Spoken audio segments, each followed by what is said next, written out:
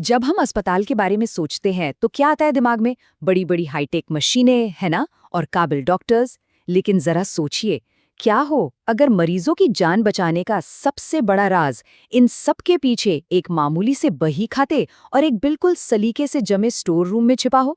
जी हाँ, चलिए आज अस्पताल की इन्वेंट्री की इसी दुनिया में उतरते हैं। और ये कोई बोरिंग एडमिनिस्ट्रेटिव काम नहीं है, बल्कि ये एक ऐसा सिस्टम है जो सच में जानें बचाता है। तो एक सवाल है, एक अस्पताल में सबसे जरूरी टूल, सबसे जरूरी औजार क्या हो सकता है? क्या वो कोई एमआरआई मशीन है, या फिर वो शॉक देने वाला डिफिब्रिलेटर, या हो सकता है किसी सर्जन का वो तेज धार वाला स्कैल्पेल? इसका जवाब शायद थोड़ा चौंकाने वाला है। वो हो सकता है एक मामूली सा बही खाता। जी हाँ, एक सिंपल सा लेजर, वो किताब जिसमें हर एक सुई, हर पट्टी, हर दवा का हिसाब किताब रखा जाता है। सोचिए, दुनिया की सबसे बेहतरीन टेक्नोलॉजी भी तो किसी काम की नहीं अगर एकदम ऐन मौके पर, जब जान दांव पर लगी हो, तब सही सामान सही जगह पर मिले ही नहीं। तो चलिए अब थोड़ा और गहराई से समझते हैं, आखिर एक स्टोर रूम इतना जरूरी क्यों है और कैसे इसका मैनेजमेंट, मतलब इसका रख रखाव, सच में जिंदगी और मौत का सवाल बन सकता है। देखिए, जब इस सिस्टम में कोई गड़बड़ होती है ना, तो खतरे सीधे सीधे जानलेवा हो सकते हैं। मान लीजिए जरूरी सामान की कमी हो गई तो इलाज में देरी होगी।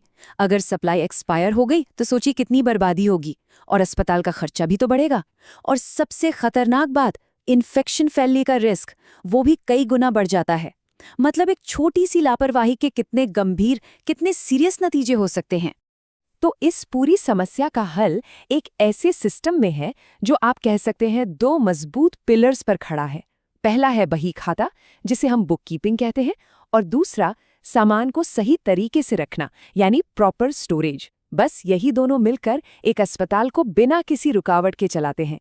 चलिए सबसे पहले पिलर की बात करते हैं, बुक कीपिंग। अब ये सिर्फ गिनती करना नहीं है, नहीं, ये उससे कई ज्यादा है।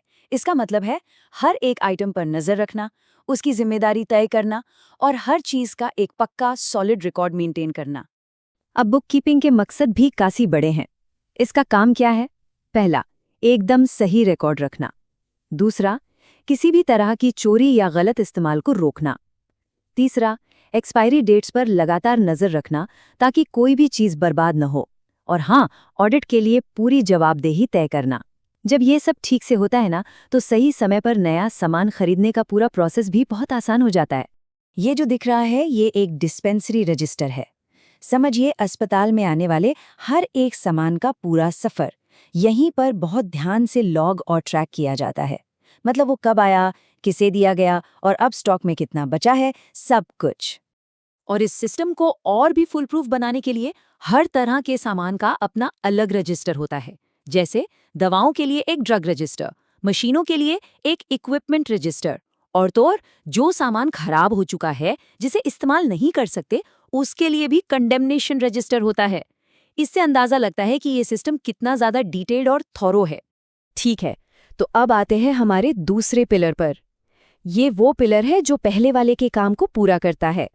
देखिए, कागज पर सारा हिसाब किताब रखना तो एक बात है, लेकिन उस सामान को असल में सही से संभाल कर रखना भी तो उतना ही जरूरी है ना? है ना? बस यहीं पर काम आता है प्रॉपर स्टोरेज का सिद्धांत। अब ये जो स्मार्ट स्टोरेज है ना, इसके कुछ गोल्डन रूल्स होते हैं। पहला, सामान को उसकी कैटेगरी और कितनी बार इस्तेमाल होता है उस हिसाब से रखो। दूसरा, स्टेराइल यानी इन्फेक्शन फ्री और नॉन स्टेराइल चीजों को हमेशा अलग अलग रखो, बहुत जरूरी है ये। फिर तापमान, नमी और रोशनी पर पूरा कंट्रोल होना चाहिए। लेबलिंग और कलर कोडिंग का इस्तेमाल तो करना ही है ताकि कुछ भी ढूंढना एकदम आसान हो जाए। और हाँ, सबसे जरूरी, फीफो और एफीफो जैसे सिस्टम्स को सख्ती से फॉलो करना है। तो ये फीफो क्या है? इसका मतलब है फर्स्ट इन फर्स्ट आउट। बहुत ही सिंपल लेकिन कमाल का पावरफुल सिस्टम है। सीधा सा नियम है, जो स्टॉक पहले आया है उसे पहले इस्तेमाल करो, बस। इससे ये पक्का हो जाता है कि कोई भी सामान शेल्फ पर पड़े पड़े पुराना ना हो जाए। अब फीफो की ही तरह एक और सिस्टम है, FEFO, यानी फर्स्ट एक्सपायर्ड फर्स्ट आउट। जैसा कि नाम से ही पता चल रहा है, ये वाला सिस्टम एक्सपायरी डेट पर फोकस करता है। तो ये दोनों तरीके, फीफो और FEFO, जब मिलकर काम करते हैं तो ये पक्का करते हैं कि कोई भी सप्लाई शेल्फ पर एक्सपायर न हो। इससे क्या होता है, अस्पताल के पैसे भी बचते हैं और रिसोर्स भी। तो ये तो हो गए स्टोरेज के कुछ जनरल नियम, लेकिन बात यह है कि हर चीज को एक ही तरीके से नहीं रखा जा सकता। दवाओं से लेकर बड़ी बड़ी डिवाइसेस तक हर जरूरी आइटम के लिए खास एक कस्टम स्टोरेज की जरूरत पड़ती है। मिसाल के तौर पर नारकोटिक्स जैसी दवाएं, उन्हें हमेशा डबल लॉक में रखा जाता है। सर्जिकल औजारों को पहले अच्छे से स्टेरिलाइज किया जाता है, फिर उन्हें खास अलमारियों में रखते हैं। लिनन और ड्रेसिंग का सामान, वो सब स्टेराइल पैक्स में प्रोटेक्ट किया जाता है। डिस्पोजेबल आइटम्स को फीफो के हिसाब से रोटेट करते रहते हैं। और जो बड़ी बड़ी मशीनें हैं, उनकी देखरेख के लिए तो पूरा बायोमेडिकल इंजीनियरिंग डिपार्टमेंट होता है। मतलब आप देखिए, हर चीज के लिए एक तय प्रोसेस बना हुआ है। तो ये जो बुककीपिंग और स्टोरेज के दो पिलर्स हैं, ये कोई एक बार का काम नहीं है कि बस कर दिया और हो गया। नहीं, ये एक ऐसा सिस्टम है जिस पर लगातार 2400 घंटे नजर रखनी पड़ती है, ताकि जो केओस है, जो गड़बड़ी हो सकती है, उससे हमेशा ऑर्डर बना रहे। अब इस सिस्टम को असरदार बनाए रखने के लिए लगातार चेक्स एंड बैलेंसेस की जरूरत होती है। कैसे?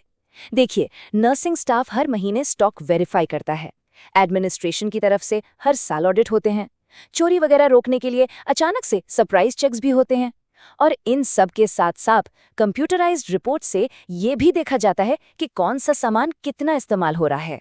तो सवाल उठता है कि आखिर ये सब तामझाम इतना जरूरी क्यों है? क्योंकि यही वो सिस्टम है जो ये पक्का करता है कि जान बचाने वाले सामान की सप्लाई कभी न रुके। यही सिस्टम क्रॉस इन्फेक्शन को रोकता है, बर्बादी से होने वाले पैसे के नुकसान को कम करता है, और सबसे बढ़कर ये अस्पताल की ओवरऑल एफिशिएंसी और मरीज की सेफ्टी दोनों को बढ़ाता है।